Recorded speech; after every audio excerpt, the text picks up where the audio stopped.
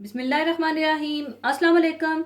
आज मैं आपको एक बहुत मज़ेदार बनने वाली स्विट्ज़रलैंड की एक स्पेशल डिश चीज़ फोंदू जो कि ख़ासकर सर्दियों में ही बनाई जाती है और मैं आपको बग़ैर अल्कोहल के बनाना सिखाऊंगी। और बुनियादी तौर पर इसे वाइन के साथ बनाया जाता है और बग़ैर वाइन के साथ किस तरह बनाया जाता है वो मैं आपको सिखाऊंगी, जिसे बनाना बहुत आसान है। और इसको बनाने के लिए हमें चाहिए 1 किलो चीज़ और आपको हाफ हाफ यानी इक्वल क्वांटिटी में दो मुख्तलिफ किस्म की चीज़ चाहिए होगी। यानी 500-500 ग्राम की दो मुख्तलिफ किस्म की चीज़ हैं। और जो मैं यूज़ कर रही हूँ वो सबसे आला और बेहतरीन फोंदू बनाने के लिए चीज़ है, वो है घुयेर और वशखें चीज़। और अगर आपको ये चीज़ आसानी से ना मिल सके तो आप इसकी जगह कोई भी स्विस चीज़ यूज़ कर सकते हैं, जैसा कि अपनजेलर, एमेंटाल या टिलसिटर।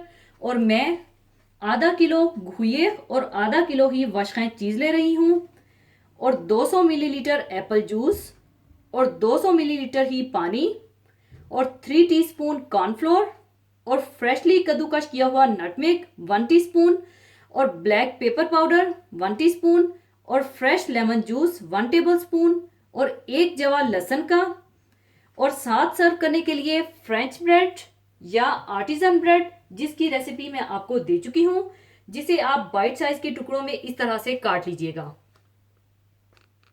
और सबसे पहले आपको बताती जाऊं कि चीज फोंदू के लिए आपको एक फोंदू सेट चाहिए होगा, जिसे स्विट्जरलैंड में ककलो कहते हैं, जो कि इस तरह से होता है। और ये गैस पर या कैंडल या इलेक्ट्रिक होता है और मैं इलेक्ट्रिक फोंदू सेट का इस्तेमाल करूंगी।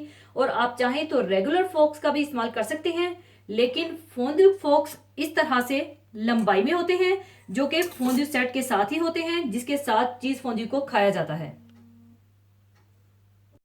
सबसे पहले आप घुये और वशखें चीज को ग्रेट करके रख लीजिए और इस तरह से आप सारी चीज को ग्रेट कर लें।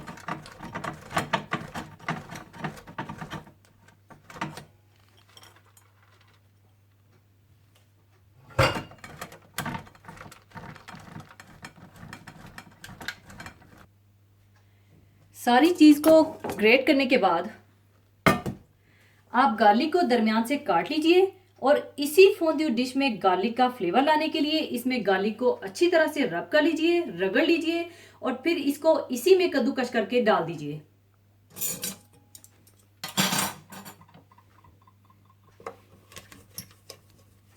इस तरह से आप रगड़ लीजिए।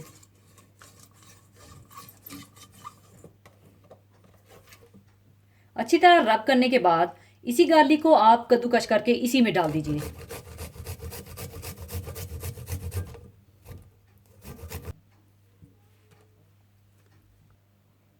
इसके बाद इसमें एप्पल जूस डाल दें और साथ ही पानी डाल दें और नींबू का जूस, और इसे आप गर्म कर लीजिए। और साथ ही आप कॉर्नफ्लोर को थोड़े से एप्पल जूस में मिलाकर रख लीजिए।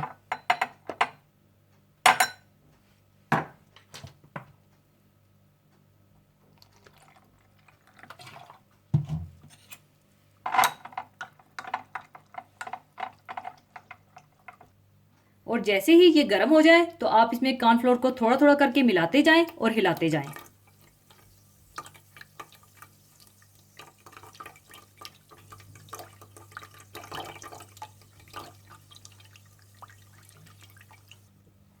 और साथ ही आप दोनों किस्म की चीज डाल दें।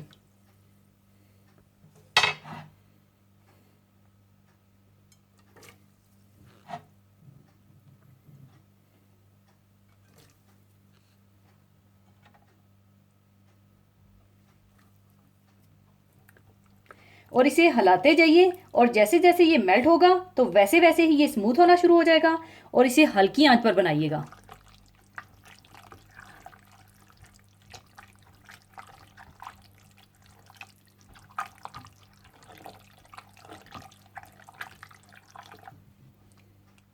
और इसको क्लॉकवाइज एक ही डायरेक्शन में इस तरह से घुमाते रहिए।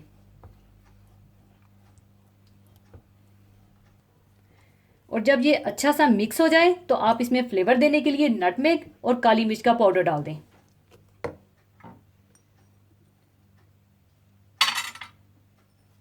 और अच्छी तरह से मिक्स कर लें।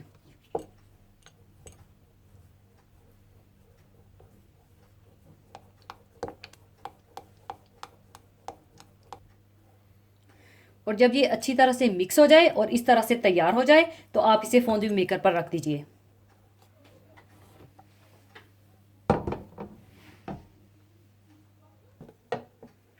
लीजिए, चीज़ फोंदू तैयार है। ऊपर आप चाहें तो काली मिर्ची डाल दीजिए।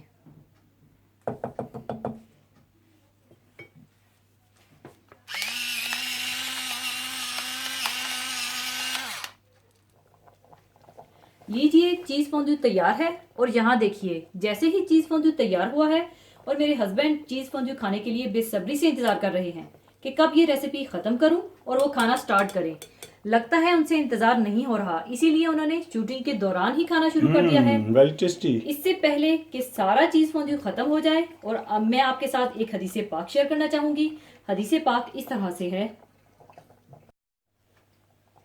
हज़रत अब्दुल्ला बिन अब्बास रज़ी अल्लाह ताला अन्हो से रवायत है कि उन्होंने फरमाया कि एक रोज़ मैं नबी करीम सल्लल्लाहु अलैहि वसल्लम के पीछे सवार था कि आप सल्लल्लाहु अलैहि वसल्लम ने मुझसे फरमाया, ए लड़के, मैं तुम्हें चंद बातें बतलाता हूँ।